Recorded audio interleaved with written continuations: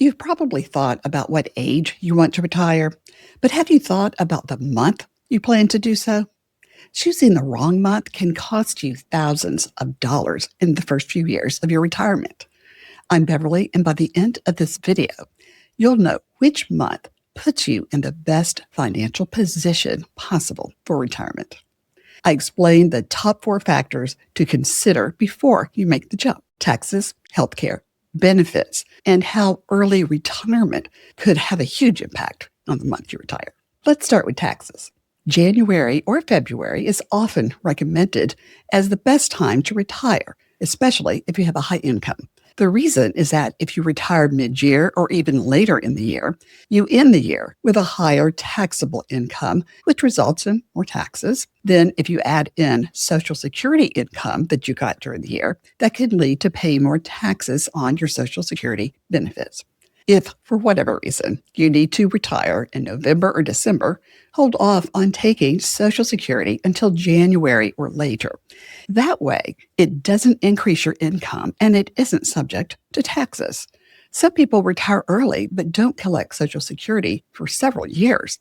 I find that most people are shocked when they first find out that they have to pay taxes on Social Security income.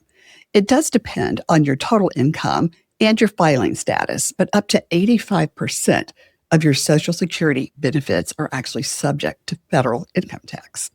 If your only source of income is Social Security, though, you are unlikely to have to pay any taxes. But if you're in a bracket where you are worried about taxes, work with a financial advisor to lower your taxable income, such as maxing out 401k contributions during the year before retirement. And if you plan to do Roth conversions, retiring early in the year is recommended. However, check with your advisor to determine if that's even an option for you in your situation. Sometimes we get all caught up in what is the current thing being talked about without even stopping to think, maybe that's not a good move for me. Next, let's take a look at healthcare and a common mistake that can lead to coverage gaps. Nobody wants that. You're eligible for Medicare at 65. If you retire early, you need to have a plan in place before you leave your company's healthcare plan.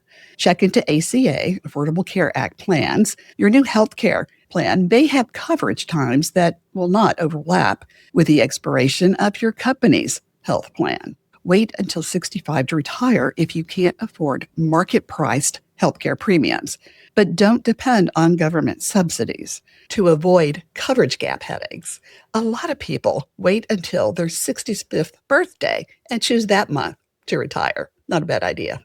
So think about that. What 90% of experts get wrong is that retiring in December leaves you with high income for the year, and that always triggers penalties such as IRMAA, which is an income-related monthly adjustment amount, and it is a premium that's added to your Medicare Part B. First of all, IRMAA isn't based on your last working year. IRMAA is based on your modified adjusted gross income from 2 years ago.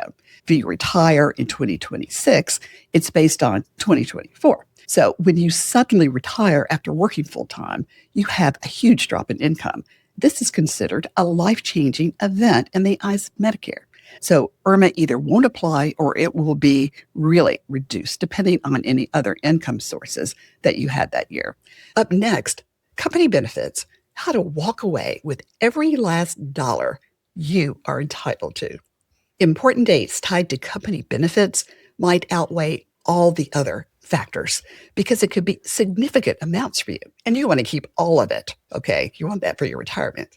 You don't have to alert HR that you need to know when your 401k with matching employer contributions is 100% vested so that you can leave your company and finally be happy. Say you're asking for tax planning purposes, or read the company's employee benefits guide. That's what I did. Examples of benefits to be on the lookout for.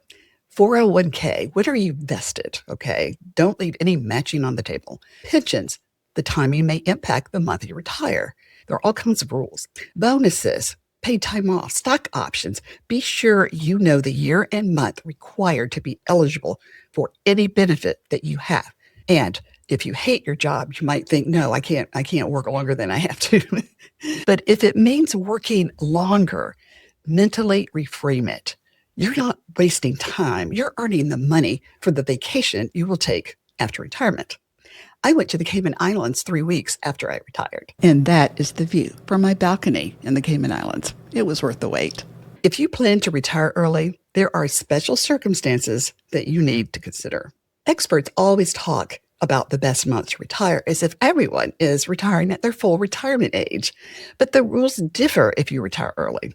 Between the ages of 62 and full retirement age, or 66, 67 now, if you do plan to work during retirement, you need to know how that impacts the month you choose. Social Security has an earnings limit for those who retire early and start collecting Social Security. In 2026, the annual limit is $24,480. But during your first year of early retirement, the income limit is applied monthly, and it's $2,040 a month. I'm pointing this out because there are cash flow to consider. Were you counting on earning money to boost your income? If so, can you control your income each month during that first year? If it's going to be impossible to do that, think about retiring later in the year. The rules only apply to the first calendar year. So if you retire on, say, November 1st, you only deal with the monthly limit for November and December. Starting in January 1st of the next year, you enter your second year of retirement. I know, it's bizarre. I don't make the rules. I just figure them out and explain it. And I have a video on this topic, and you'll see it on the screen. If you have any questions or want to share the month you've chosen and why, please let us know. Leave a comment. I'd love to hear from you.